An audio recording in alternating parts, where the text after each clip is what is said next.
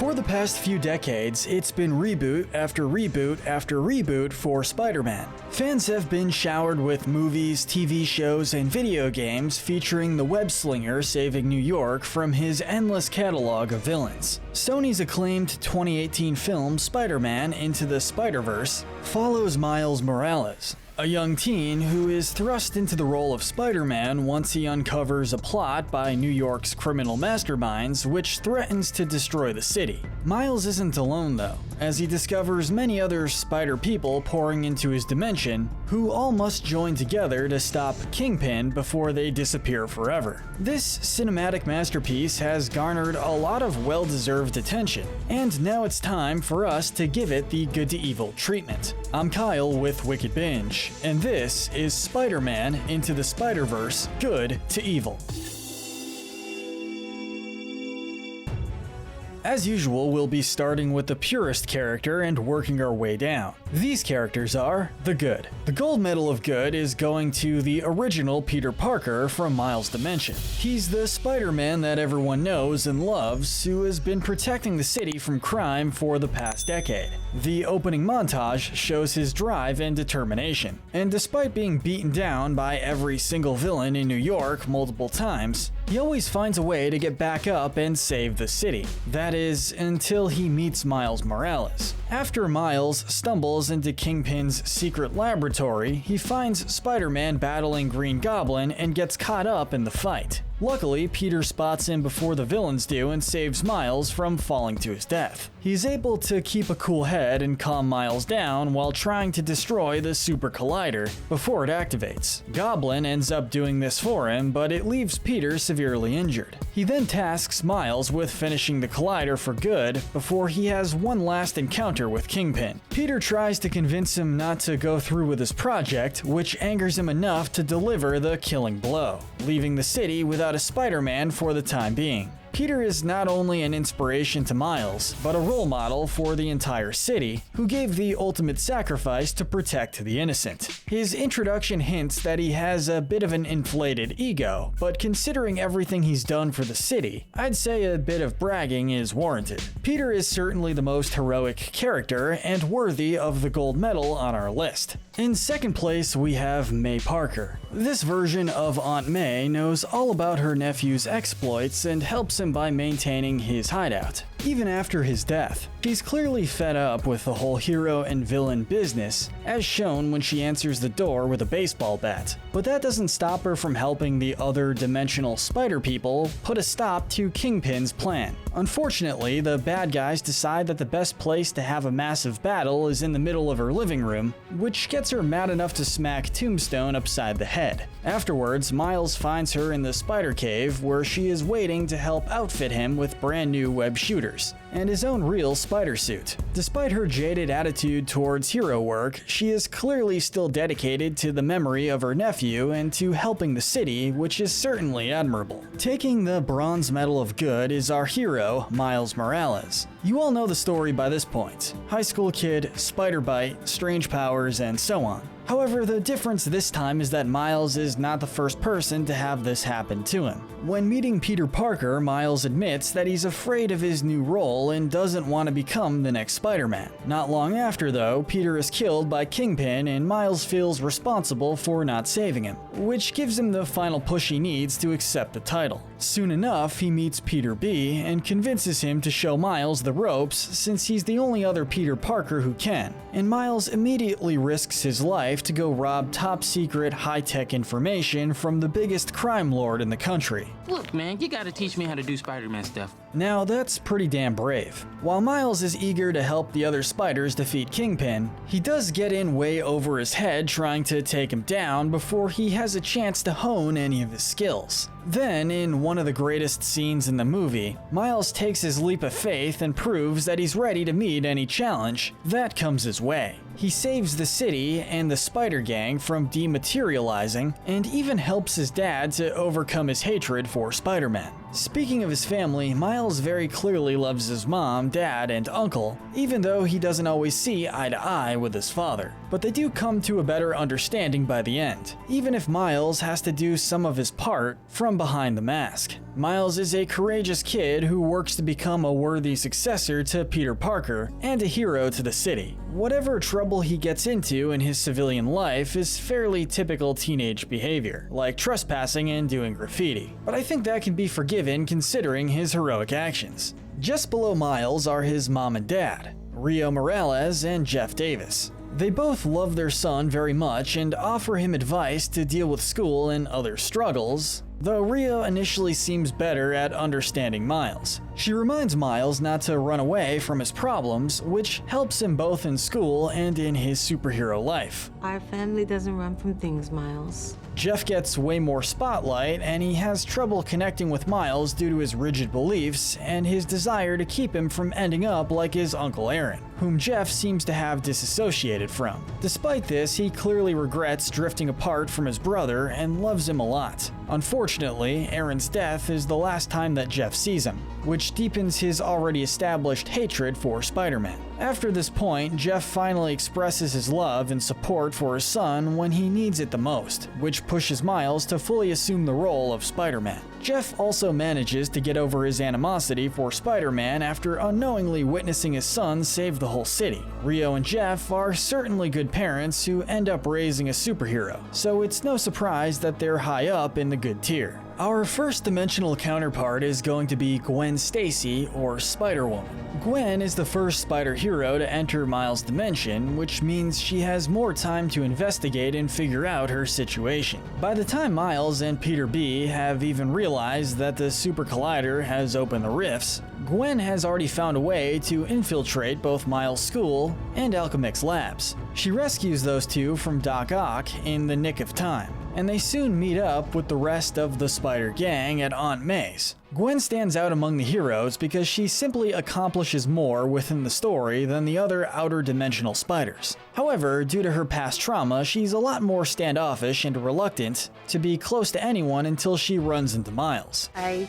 couldn't save my best friend, Peter Parker. Although their first appearance was pretty awkward, Gwen does like and care about Miles a lot. However, just like the rest of the spiders, she doesn't think he's ready to handle Kingpin and agrees to leave him behind. But she is happy to see him return in the nick of time. She also tries to take Peter's place before they take down the Collider, meaning she was willing to sacrifice herself if Miles never made it there. She can be a bit cold, but actions speak far louder than words, and Gwen certainly sees a good amount of action. We're going to group up these next three heroes together. Spider-Man Noir, Penny Parker, and Spider-Ham are next. Their introductions and roles in the story are all incredibly similar, so I think it's fair to rank them together. Miles, Gwen, and Peter B all find these new heroes in the Spider Cave, and Miles explains how they have to return to their dimension before they disappear forever. They train Miles to fight Kingpin by beating the crap out of him until he can't get back up anymore, and they soon realize that he isn't quite ready for the task at hand. However, they all come together and sympathize with Miles when he loses his uncle, since they all have endured a similar loss. Of course, they also participate in the final battle with Kingpin's forces before heading back to their own dimensions to continue their hero work.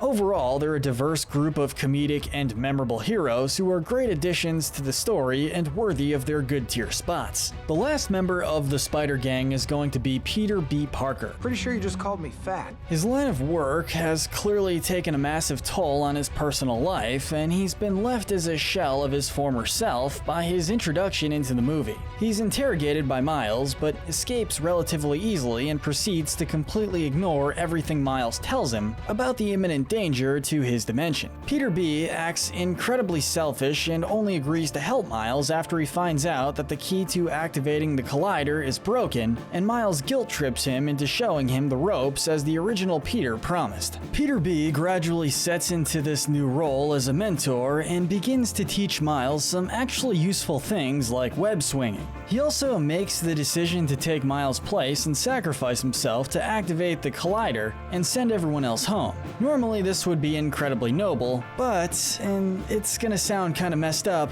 it really seems like the decision stems from Peter B believing he doesn't have much to live for without Mary Jane rather than outright selflessness. Don't you dare finish that that sentence. Don't do it. Obviously, he still wants to keep Miles safe, so it's not like this totally tanks his ranking or anything, but it is something to consider when comparing him to the other spiders. But despite being rough around the edges and inexperienced as a teacher, his leadership pays off and his protege returns just in time to save his ass. This Peter Parker has gone through lots of hardship and has ended up in a rut as a result. But true to his word, he still gets back up, eventually. Finishing off the good tier is Mary Jane Parker. Now, there doesn't seem to be much of a difference between Mary Jane across dimensions, but we'll be counting the one from Miles' universe for this entry. After the tragic death of her husband, Mary Jane speaks to the city about Peter while grieving for him. She fondly remembers his life and attitude towards the job of Spider-Man, which indirectly inspires Miles to carry on Peter's mission. She also appears at Kingpin's dinner party, although I'm not sure how she feels about all of the staff wearing the mask of her dead husband. Regardless, Mary Jane realizes how much Spider-Man meant to the city, even as she grieves. And the fact that she chooses to address the public immediately after his death shows her strength and dedication to the city. That's it for the good tier. Since the characters in this movie are pretty cut and dry, I can think of only one person who truly belongs in the gray area, and that character is Aaron Davis. Miles certainly seems to have a much closer relationship with his uncle than his dad at the start of the film, which is understandable considering how much more laid back Aaron is compared to Jeff. Aaron is also encouraging to his nephew and wants to see him succeed, though he doesn't put the overbearing pressure on him like his parents do. However, it seems as though Jeff is correct in not wanting Miles to end up like his uncle, considering that Aaron's a freak supervillain. The Prowler is a fearsome and ruthless enemy who works alongside Kingpin as one of his enforcers, and he spends a good portion of his screen time chasing down a teenager with explicit orders to kill him. Once Aaron finds out that it's his nephew behind the mask, however, all of his concern shifts to keeping Miles safe, which shows exactly where his priorities lie.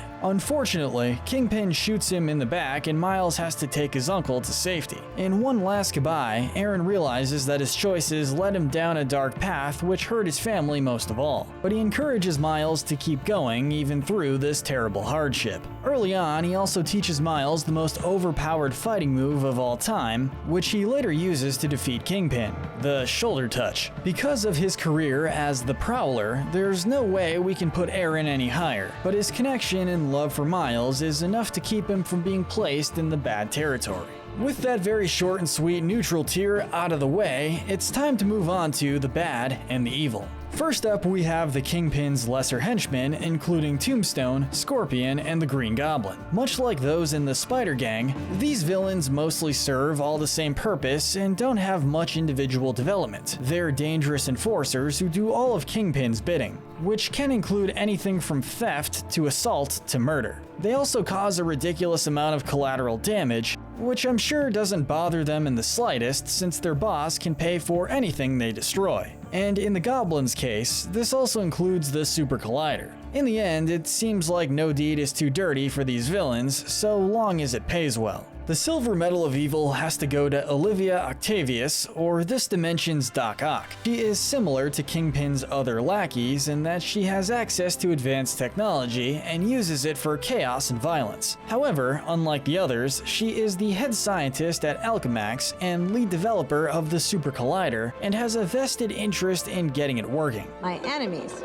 call me Doc Ock. Obviously, Kingpin pays her salary, but she seems to have an agenda of her own for using the Collider. She surpasses the other villains simply because of how sadistic she is. The way she talks to Peter B about his impending death by disintegration and how eager she is to watch it happen is just unnerving. And she's apparently had run-ins with Aunt May in the past, so we can only assume that she tried to kill her at some point. There's not much else to say besides this lady seriously needs to cool it with the whole killing people with tentacle arms thing. And finally, the gold medal of evil goes to Wilson Fisk, aka Kingpin. I can hear the counters to this placement now, considering that Fisk actually has a motivation for his plan beyond money, power, or just plain sadism. His sole intention is to use the Collider to bring an alternate version of his wife and son, who were killed in a car accident fleeing their home, to this dimension, effectively bringing them back to life. Is he somewhat sympathetic? Yes. Does this mean he isn't pure evil? No. Let's run down the list. Kingpin has had New York under his thumb for years thanks to his control over nearly every major criminal in the city and his ability to send them out anywhere at any time. He employs sadistic people like Norman Osborn and Olivia Octavius to do his bidding, which sometimes includes murder. He deals the killing blow to Spider-Man, the only beacon of hope that the city had left, which definitely constitutes murder. He not only expects the Prowler to execute a teenager, but proceeds to kill him the instant he refuses to carry out the order. He shoots one of his most trusted colleagues like it was nothing. Kill that guy. And finally, he is perfectly fine with tearing apart the fabric of reality across dimensions and destroying the entire city of New York, perhaps multiple times over, just so that he can get his family back, whom he drove away with his criminal activity in the first place. At this point, it really doesn't matter what his intentions with the Super Collider are. Kingpin doesn't deserve to see his family ever again, given everything that he's done. Thankfully, after years of terrorizing New York, Miles Morales and the Spider Gang put a stop to Kingpin's life of crime, so the city can sleep soundly.